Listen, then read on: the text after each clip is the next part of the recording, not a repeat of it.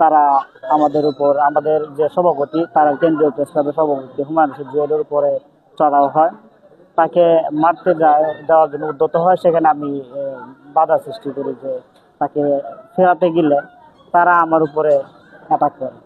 এক পর্যায়ে তারা আমাকে মারতে মারতে আমার পাঞ্জাবি ছিঁড়ে ফেলছে এবং আমার নাক দিয়ে রক্ত বের হয়েছে। আমি অনেকগুলি ঘুষি খেয়েছি এবং আমাকে অনেক হ্যারাসমেন্ট করা হয়েছে। এখানে পিএস সাহেব, তিনিও চাক্ষুষ সাক্ষী আছেন। এনার হসপিটালে অসংখ্য দর্শক আছে যারা আমার এই দৃশ্যগুলো দেখেছে, সিসি ফুটেজও আছে। তো সেখানে টিএস সাহেবের রুম থেকে আমাকে মারতে মারতে আমাকে নিয়ে বাহিরে মারা হয়।